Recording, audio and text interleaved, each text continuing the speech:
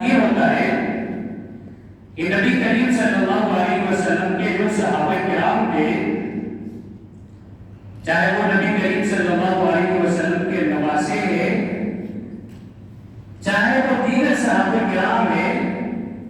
جو پہلے ایمان لائے ہیں، جو بعد میں ایمان لائے ہیں، ان کے آپس میں محبت تھی۔ صحابہ کرام کے درمیان جو اختلافات آئے ہیں، خطائے اجتہادی اس کو کہتے ہیں، اور نبی کریم صلی اللہ علیہ وسلم نے فرمایا ہے کہ میرے صحابہ کرام کو برا بھلا مت کرو، تم میں سے ایک بندہ اگر احد پہاڑ کے برابر سونا بھی خرچ کر دے تو صحابہ کرام رضوان اللہ تعالی علیہ اجمعین کے ایک مد یا نصف مد کے خرچ کرنے کے برابر ان کو ثواب نہیں مل سکتا ہے۔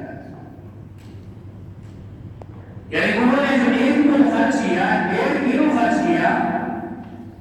اگر میں یا آپ احد کے پہاڑ کے برابر سونا بھی خرچ کرتے ان کے ثواب تک نہیں پہنچ سکتے۔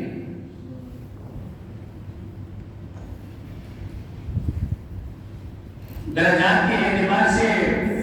فضیلت تو ہے۔ اللہ تبارک و تعالیٰ نے سورہ حدید میں فرمایا لا يستوي منكم من انفق من قبل الفتح وقاتل، تم میں سے برابر نہیں ہو سکتے وہ صحابہ کرام انفق من قبل الفتح، جنہوں نے خرچ کیا فتح مکہ سے پہلے، وقاتل، اور جنہوں نے نبی کریم صلی اللہ علیہ وسلم کی معیت میں لڑائیاں لڑی ہے، جہاد کی ہے، اولئک اعظم درجۃ من الذین انفقوا، یہ وہ صحابہ کرام ہیں جنہوں نے صلح حدیبیہ سے پہلے ایمان لایا، جنہوں نے فتح مکہ سے پہلے ایمان لایا، اولئک اعظم درجۃ، یہ لوگ درجے کے اعتبار سے بہت بڑے ہیں، من الذین، ان لوگوں سے،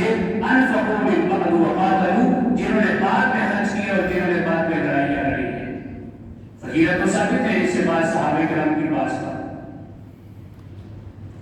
لیکن میرے لیے اور آپ کے لیے نبی کریم صلی اللہ علیہ وسلم کے صحابہ کرام رضوان اللہ تعالی علیہم اجمعین، نبی کریم صلی اللہ علیہ وسلم کے صحابہ برابر ہیں۔ نبی علیہ السلام نے فرمایا